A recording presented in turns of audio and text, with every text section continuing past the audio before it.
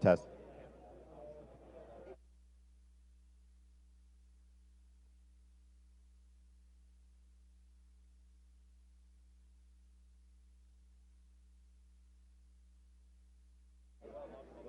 Good morning, ladies and gentlemen, and welcome to the Sony booth at NAB 2018, where we're giving small stage presentations in our professional camcorder area. This morning's first presentation by Rob Scribner is how to choose E-mount lenses for videography. So step on up to the stage, listen and learn.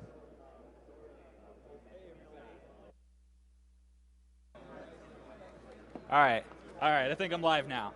Hey everybody, this is Rob Scribner here. I am a Sony filmmaker. I get to work with them and shoot really cool stuff using their gear. So I'm going to talk to you guys about basically using some of their lenses, E-mount lenses, and the benefits of why you should be using them. So real quickly here, I'm going to switch this over so we can actually have a video playing in the background.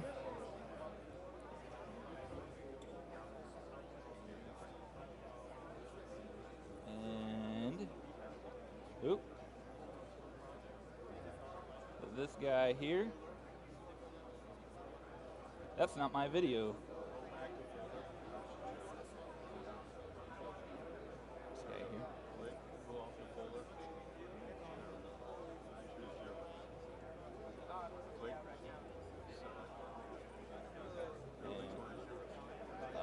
There we go. Yeah, this one right here.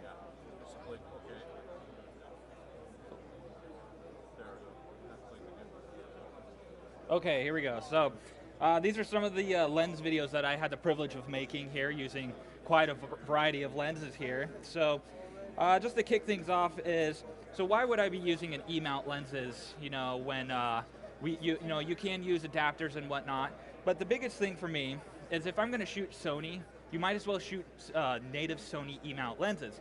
One of the biggest reasons for that is that you're going to have all the features of that lens. For instance, autofocus, you know, if a lot of times if you're using adapters and other things like that, it's not always going to work. I want all my tools to work if I'm invested into my gear. So, and there's times where you're gonna need autofocus to be able to switch quickly in a really run and gun situation. I know that I can rely on it. All I have to do is either flip a switch or pull the collar forward or backwards, and I'm going to have full advantage of all my functions of autofocus, which is extremely responsive on Sony cameras. Another reason why I really think that using an E-mount lens on obviously Sony gear is going to be their image stabilization. So I'm a documentary filmmaker, also a commercial filmmaker too, but a lot of the stuff is really run and gun. So I have to be able, I need to know, have the confidence in my image that it's going to be very stable in post, it's not going to be shaky or anything like that. I don't have the opportunity to shoot things twice a lot of the time because there's only one opportunity. You can't have someone recreate, you know, an artistic thing or having an airplane fly by. I need to make sure that that image is going to be rock solid. And with Sony's image stabilization on their lenses, it's pretty much flawless for the most part. Obviously, once you get into some of your longer lenses, like a 100 to 400 mil, I do recommend that you still have like at least a lens brace on there, because once you get 400 millimeter on an S35, even trying to touch the focus a little bit, it's going to shake a little bit. But that's, you know, that's just one of the things you're going to get with a super long lens. Another thing that's really important to me about using E-mount lenses is I no longer have to worry about using third-party adapters. I've used a whole bunch of them, and most of the time they work about around 50% of the time. I sometimes have my iris lock, and if I'm using another lens, and that's not, if you're in say a concert and I can't change my exposure or anything like that, and it's just malfunctioning, that's no good. I know that if I put an E-mount lens on, I'm going to have full reliability of whether I'm shooting in manual or if I'm going to actually, I need it to talk to the camera. So that's, again, it's native lenses, native camera. So kind of moving into some of the, you know, image aspects of it, one thing that's really important to me is to actually start with a really sharp lens. I don't always need a sharp lens. Sometimes I want more of a softer look, but I would rather work backwards from a sharp lens by adding a filter that's going to soften the image than actually trying to say, man, I need this, this is too soft and I want it sharper now. If you actually go online, go look at some of the, I believe it's the DxO charts, Sony hands down dominates when it comes to sharpness. They are incredibly sharp. So that's a huge thing for me. I always know, I mean, if you look at the sharpness of some of these images, especially the 100 to 400 mil on the eye of the owl there, it feels like you're right there with it. So, which I'll talk a little about each of those lenses here in just a few minutes. One more thing that's actually really important to me too is because I am a documentary filmmaker, there's times where I got to go back to that same location and I got to remember what lens was I using, what focal length was I using. What's nice about having an E-mount lens with, shooting on an FS5 and FS7 is that metadata is being burned into it. So now all I have to do is quickly go back into Sony Catalyst and I can look at all my metadata and say, what was I shooting at for this shot? And it'll tell me exactly where I was at on an S35 sensor. So whether I'm shooting full frame or if I'm shooting on a S35 or APS-C lens, I know exactly what my settings were, and so I'll just write it down, make sure to go back out to the field, and I can recreate my shots like we shot it right the first time, so we didn't have to change anything. Okay, so next thing I want to talk about now, those are more of the whys of why I choose the lenses. I'm going to talk about some of the lenses I actually choose for my kit and where I use them in different situations.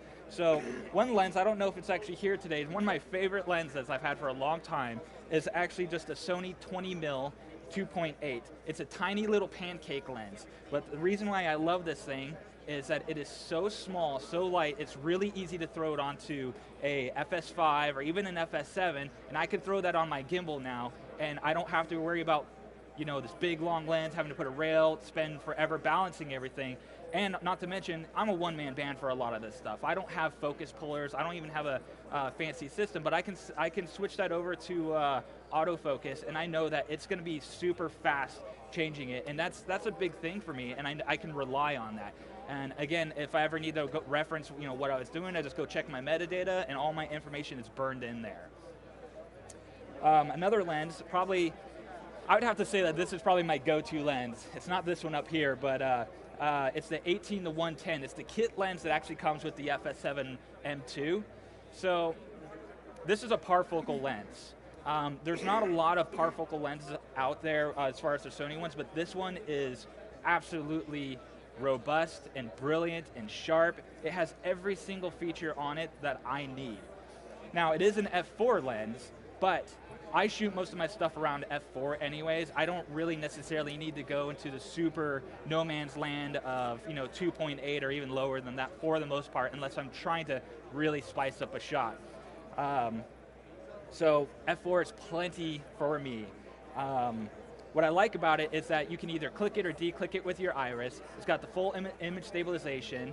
I can have manuals. I can have the manual or servo zoom on the lens, but also having it talking to the body of the camera too. So a lot of times I don't want to reach around for the top handle, or if I removed it or don't have a hand grip, I still can take full advantage of my actual zoom if I need it on the lens itself. So that's a nice handy feature that comes in when you're on a run and gun situation here. And then another really big, powerful thing that I use a lot of clients are asking me, hey, can we do that whole office look where you're slowly pushing in the camera, doing snap zooms and stuff like that? This this lens's zoom is incredibly responsive and fast. If you guys want to mess around with it, there's one right there and one on the other side too. So that's the main reason why I consistently go back to that lens over and over and over, is it really fits most of the stuff that I need to shoot. And the image quality is just outstanding. Very little chromatic aberration, especially when you're shooting at f4. You just don't see anything like that. So yeah, that's one of my, and that is an S35 lens too. So, and everything I'm shooting on is S35. So, another lens that I tend to keep in my bag of toys here is the 90mm macro, which, again, my timing's a little off with my videos. The 90mm macro is probably the sharpest lens I I like to use it a lot for portrait interviews. I really like setting up as a third camera. It's kind of like a profile one. It's just something about it just looks super, super nice. But a lot of the times, when I'm making a documentary, a lot of the glue that binds everything is those nice, beautiful, moving macro shots that you can get. So I always keep that sucker around with me so that way I can get in a couple inches away from whatever I need and get these really cool artistic looking shots. So it's more of a B-roll type of lens for me, but I do use it on interviews though because it's just so sharp. It makes, especially when you're shooting actually older people, it actually just makes their faces just, I don't know, some of them look a little weathered and just trusting, and it makes it, I don't know, it's just got a beautiful look. So, and the only thing to keep in mind with the 90mm macro, if you're using, say, an FS7 or FS5, it is a full frame lens though. So you do have to take into account for the crop factor. So it's actually technically more than 90mm, but at that point, I really don't care. Another lens here, so I'm going to skip to this here. So see these orbs here, how unique looking those were? That's because this lens here is actually the 100mm STF. This is a lens that I've absolutely fallen in love with, mainly because I can get a really interesting looking bokeh out of the shot. STF stands for Smooth Transition Focus. It's not necessarily new technology, but they've revamped it into this 100mm lens that is, it's not something I shoot with every day, but it's one that if I'm looking to do a really good looking interview, or I don't have a lot of set design, I could throw in just a couple lights in the background and I can make my shots look super interesting. So I definitely think it's one that you keep in the backpack. Again, it's not something you shoot with all the time. Now when you're using this lens here, a lot of people get a little misled with it. It says it's actually a 2.8, but then it only shoots at 5.6.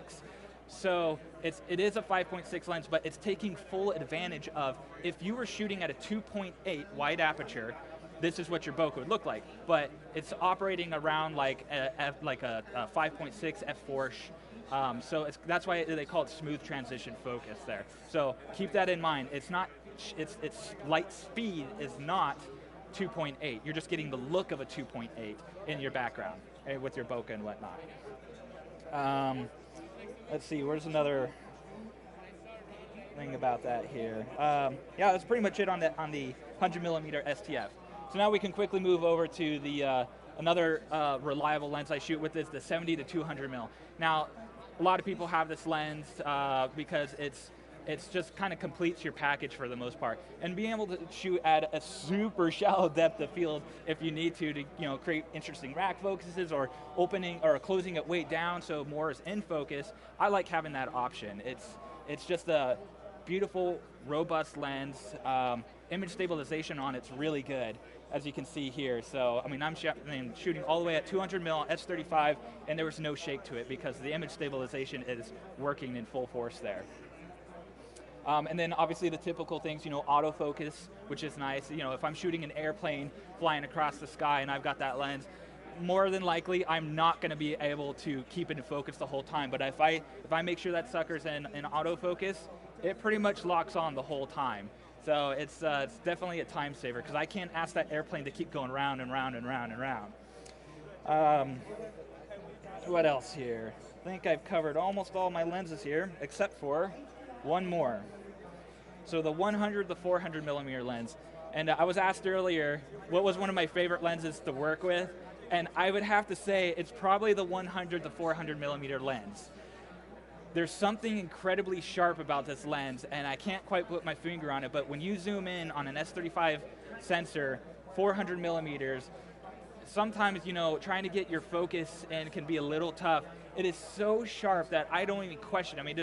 Just turn peeking on my camera, and when I see it show up, I know that it's going to be dead on.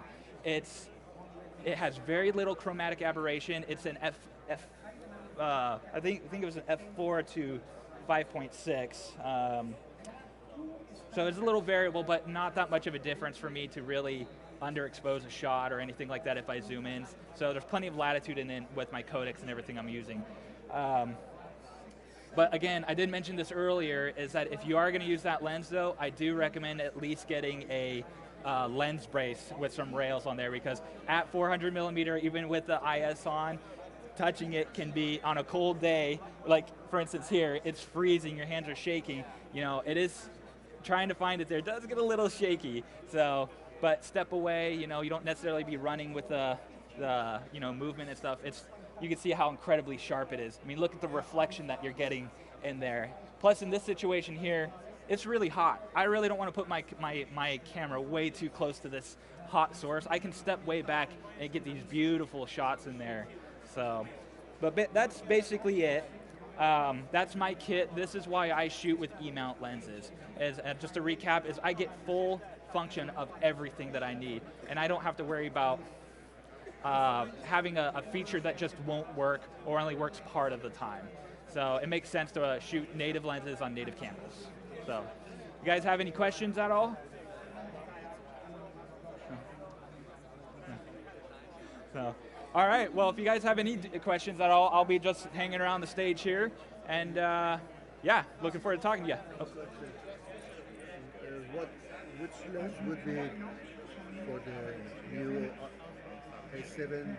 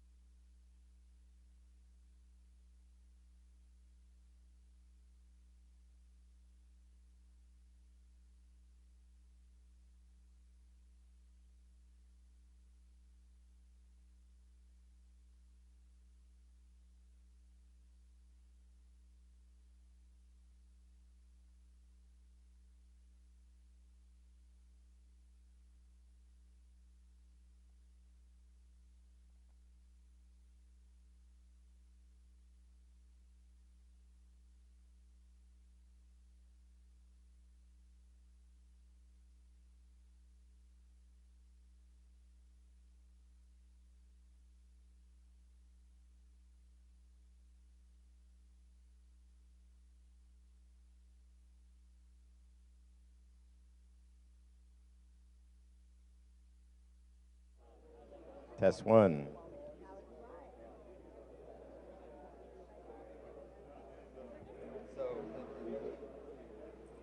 Ready?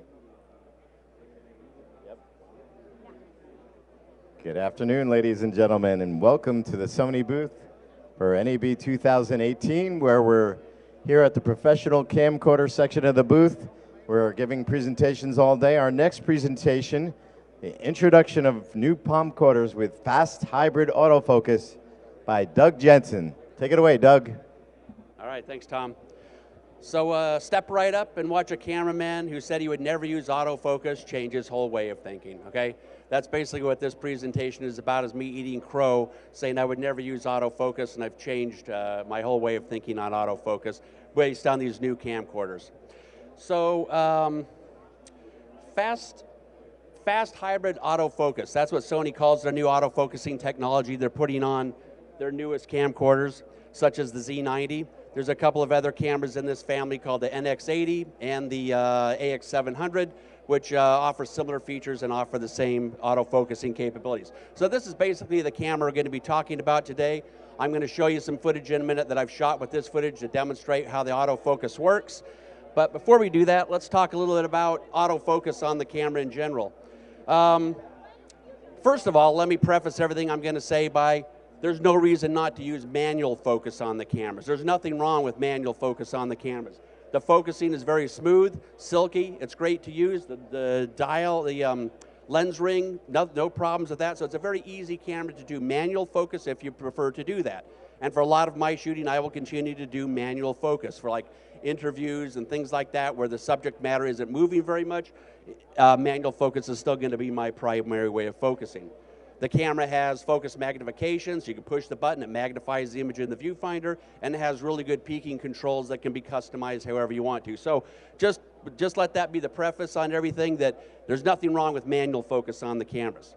But with that said, I will guarantee you that in autofocus mode, the camera can do better to tracking moving subjects than anybody out there, including myself. There's nobody here. If we had a little competition where you tried to follow someone walking towards the camera, or someone riding a bike, or a bird flying through the sky, you could not track focus manually. Nobody in here, I just guarantee you that, no matter how good you think you are, as good as the camera can do manually, automatically.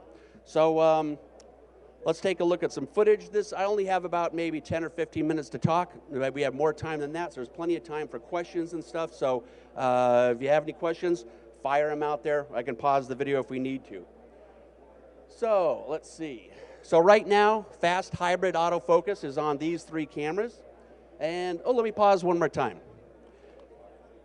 Hybrid autofocus, let me pause here, stop. Okay, so why do we call it hybrid autofocus? Well, Sony, most cameras when they have autofocus have contrast detection. It's doing autofocus by looking at contrast in the picture and adjusting the autofocus based on contrast. That's a very accurate way of doing autofocus, but it's not very speedy. So what Sony has developed is phase detection autofocus, and it's phase, P-H-A-S-E, not face. That's a different kind of autofocus that the camera does have, has face detect autofocus, but we're not talking about that. We're talking about phase detection autofocus. That's a much faster way for the camera to evaluate the focus. So when we talk about hybrid, we're talking about phase, which gets the camera there quickly to the focus point, and contrast, which gives us the accuracy. That's where the hybrid comes from. So in the phase detect mode, the camera has 273 sensors embedded in the 273 detection points embedded in the sensor, and that's what the camera uses to track the focus. There's many different ways that you can customize the autofocus too. It's not just on or off. There's quite a number of menus that you can go in and you can customize how it focuses. So for instance, you can tell it, just look at the center of the screen. Just look up here at this quadrant. Just look down here.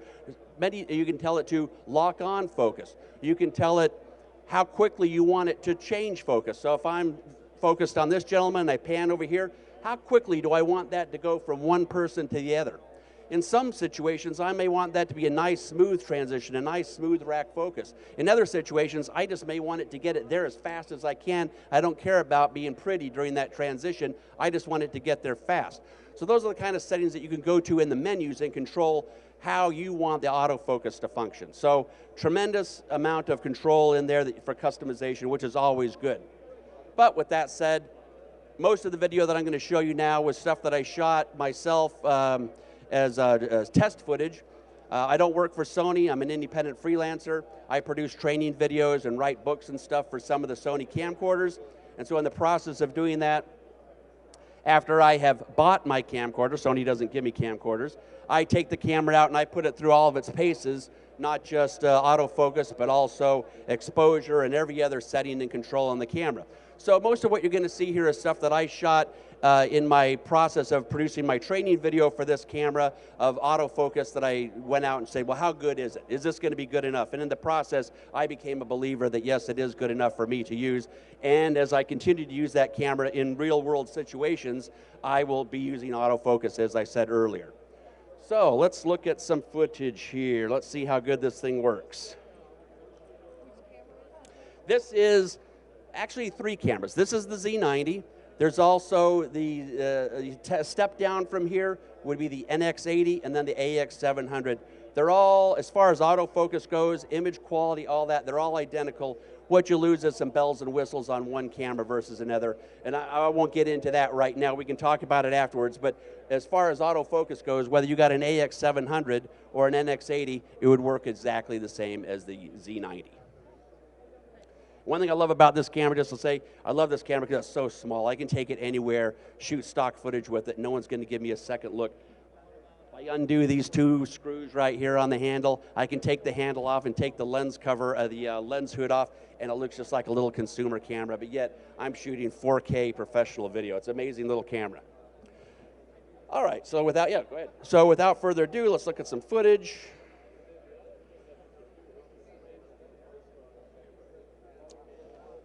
And I think the first shot that comes up is a seagull that I shot here near my home in Rhode Island. If it comes up, there we go. So this is just all, I'm going to step down so I can see it better myself. This is just all the camera doing manual focus. I'm not doing, autofocus. I'm not doing any manual focus assist. When you do turn on the autofocus mode, you can't do any manual focus assist at all. So it's either on or off from that standpoint. So my purpose of going out and testing the camera is just to follow subjects like that and see how well does it track them. And I think if you watch these seagulls, their eyes are pretty much in focus all the time. And this is with the lens opened up all the way. So I've got the shallowest depth of field that I can get on a 1-inch sensor, and it tracks it very well. Also, I'm shooting in slow motion. The cameras can all do, in HD mode, they can do 120 frames per second slow motion in full HD, which looks very nice.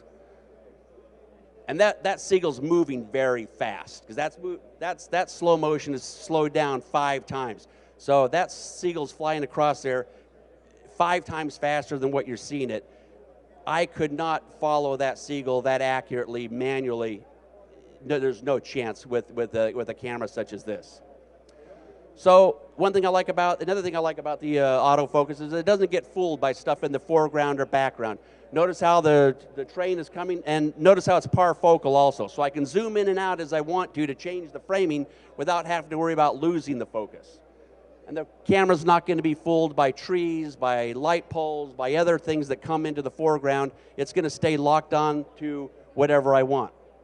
Something like this where the, I don't know, is it a sea lion? Is it a, I don't know what this animal is really. He was in the harbor.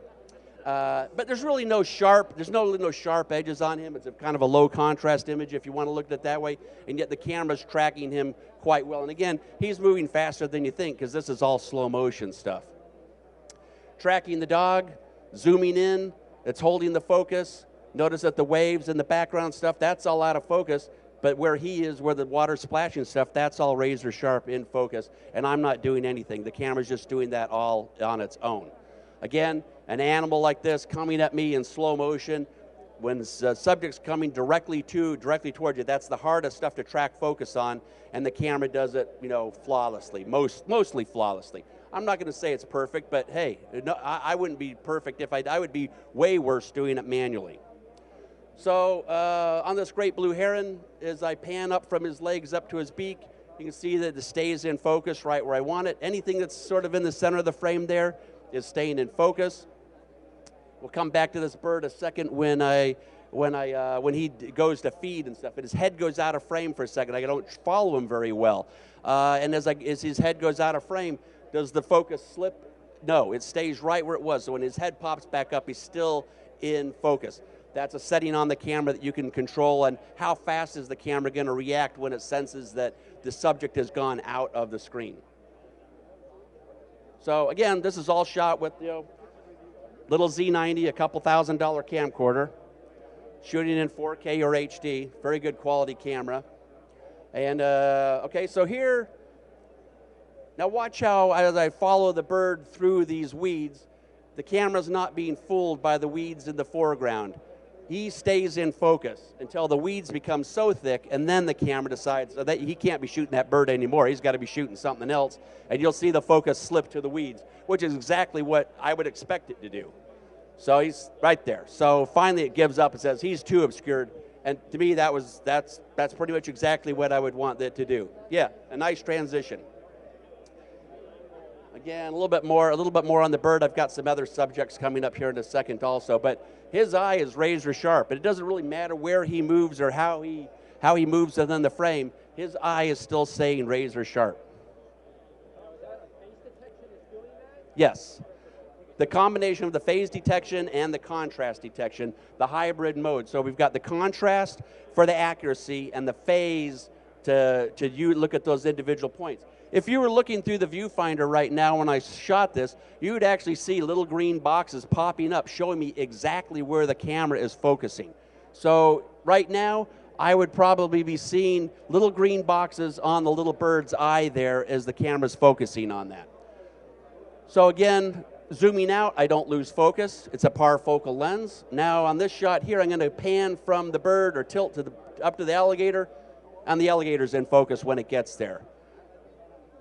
I'm not sure if it comes back to the bird or not, but it can go back and forth between the two, and they're about 10 feet apart, really. They're farther apart than what appears here, and the bird's in focus as soon as it gets there. Following these pelicans, very hard to shoot. Again, we're in 120 frames per second slow motion, and never lost focus on the whole distance. The bird was there. I believe this pelican shot, this one I believe we're on focus on the pelican, and the other guy is going to start flying, so I'm going to go up to that guy. The camera's got him in focus already. Now he goes through these weeds, and the camera's going to lose focus here, but then it picks it up right there. I would have loved it if it could have stayed in focus as he went through the clump of bushes there, but there was a little too much for the camera to handle. So it's not going to be perfect every time, but it's going to be pretty good. What size sensor is that? That's the Z90 has a 1-inch sensor. 1-inch sensor. That's on standard 4K, not an upgradable. Yes, that is a 4K camera out of the box, yes. So even on something as random as waves and stuff, stays in focus. Following following a vehicle like this, coming straight at the camera, again, it's in slow motion, so that car is coming 5 times faster than what it appears there. The headlight, which is where I was hoping to stay in focus, pretty much stayed right in focus the whole time. Okay, I like this shot here. Here I am tracking this airplane, but watch when it becomes obscured by these trees. Does the autofocus get fooled and go to the leaves? No, it stays right in there. Even when it goes through that clump there, it's still seeing enough of the plane that it stays in focus, and to that point there. Something like this where it's just kind of a big round surface, there's not a lot of, there's no face, there's no sharp edges for it to get a grab on. It stays in focus even on stuff like that. Coming back to another seagull, this guy's coming straight at us, and I don't believe it ever loses focus on that stuff. I think it stays always in focus on that seagull he's coming. Again, he's coming at me 5 times faster than what it appears. So, the codec on the camera is XAVC-L XAVC-L, yep. So you can still get some pretty good shallow depth of field. It is a super 35mm camera? No. Is it a full frame sensor camera? No. But it's a 1-inch sensor, and you can still get some fairly decent shallow depth of field out of it if you know how to shoot with a camera like that. Again, nice color rendition from the camera in addition to the autofocus. It puts out a very nice picture. This is definitely stuff that I could sell as stock footage, and it will be sold as stock footage. Notice how the guy coming here, he goes behind the columns and the wires and stuff. The camera does not slip, it gets fooled. I've got it set to be slow enough to react that by the time his face reappears, the camera still is not being tempted to slip over to something else. And let's see, what's up next? I always use the viewfinder. I'm a viewfinder shooter, so it's got a very nice OLED viewfinder on it. If you've used viewfinders on other previous cameras, like an older EX1 from 10 years ago, things have advanced quite a bit since those days. It's a beautiful viewfinder that you should take a look at and take. But it also, of course, has a flip out if you'd prefer to use that. Let's see, Tom, when did this come out? This came out in December. Started shipping in December. Yes, yes. So even in a low contrast situation such as this foggy day, the camera still has enough image there to track focus on that. And again, I like to use slow motion mode when I'm doing the focusing because I think that's the hardest way for the camera to focus because it's doing that kind of processing. So we're putting a lot of, I like this shot here. Watch how it's in focus on his face. As soon as it loses his face, now the bucket's in focus. Camera did that for me automatically. It's smart. How did it know that I wanted the guy's face and then go over to the bucket when his face got obscured? Okay, this shot here, this alligator. Watch as I move the camera around. It doesn't. I've got it set for slow tracking, so it doesn't immediately switch over to the bushes and the trees and stuff. As long as that alligator is still kind of the subject in the frame, it knows this camera is smart enough to know that that's what I want to stay, hold, and focus, and not slip over to something else. Now here, I'm focused on the bush, and it switches to the alligator pretty fast as I start to zoom in. Not too bad. And it nails it perfectly. If I tried to do that manually, I probably would have rack focused a little too far, then have to come back or something, but it nailed it perfectly. Yes, I probably would have ND filters on outdoors like that. There's 3 ND filters. Yeah, 3 ND filters built in. So again, that's a big improvement over SLRs or mirrorless cameras. You've got 3 settings of ND filters. Yes, the handle's included, but it would just undo these 2 screws and take it off if you want to go a little bit stealthy mode. Yeah. No shotgun mic included.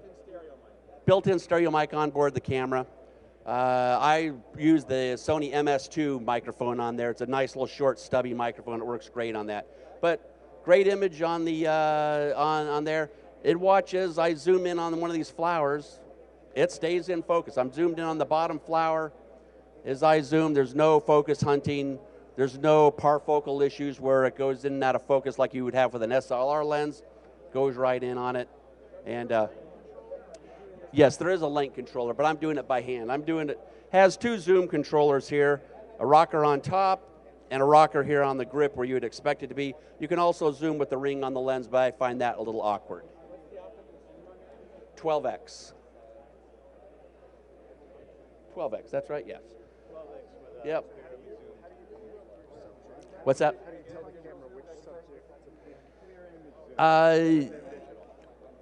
There's different ways. The question was, how do I tell the camera what do I want to be the subject?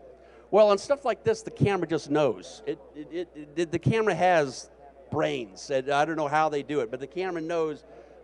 This is kind of some ugly footage, but I'll get back to that in a second.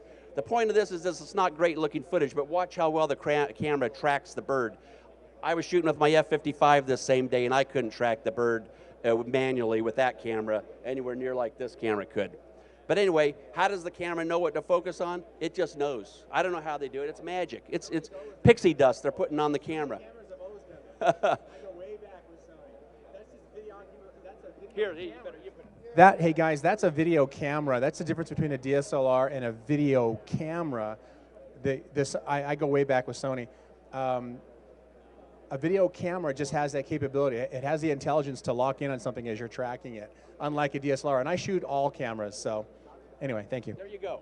An unsolicited testimonial right there in the middle of my presentation. Well, the new 3-chip cameras, the Z90, the Z190 and the Z280, they do have autofocus, but they don't have this version of autofocus. They don't have the fast hybrid autofocus. So I haven't had those cameras out in the field yet. They were just announced a couple of days ago, so I can't tell you how good the autofocus on those cameras would compare to this one. Someday I'll find out when I have a chance to use one of those cameras. But right now, the only 3 cameras in the camcorder lineup, I think there's some mirrorless cameras that may have fast hybrid, but right now the only 3 cameras in the camcorder lineup, which is what we care about, right? We're video guys, not still photographers, are the Z90, NX80, and AX700. The Z90 in that group of 3 cameras is the top end. There's like a few $100 price difference as you drop down. For instance, the Z90 has a little bit better codec than the other 2. It has XAVC-L instead of XAVC-S, and it also has an SDI out port and HDMI, where the other 2 cameras just have HDMI, and they record on XAVC-S. But the guts and the image processing and the image out of the camera and the autofocusing, that's the same on all 3 cameras. You could use an external recorder on it with the SDI, but there'd be no reason to. You can't get a better signal out of the SDI or HDMI ports than what the camera can record internally. So this is the kind of camera where you don't have to go farting around with an external recorder and powering that, and how am I going to do all this stuff? Just record internally on the S/S cards and be done with it, and just enjoy the simplicity of a real camcorder that has good internal processing. So, that's my other presentation in an hour. So we'll stop this. Getting ahead of ourselves. And that's fast hybrid autofocus. It focuses better than you can, I guarantee you. Yep, thank you for coming. Thank you for stopping by and listening. If you want to know about this, I'll be talking about that at 12:45. Variable ND filter. If you don't know about variable ND filter, you got to know about variable ND filter. You'll wonder how you ever got along without it. I buy all your DVDs. Oh, do you?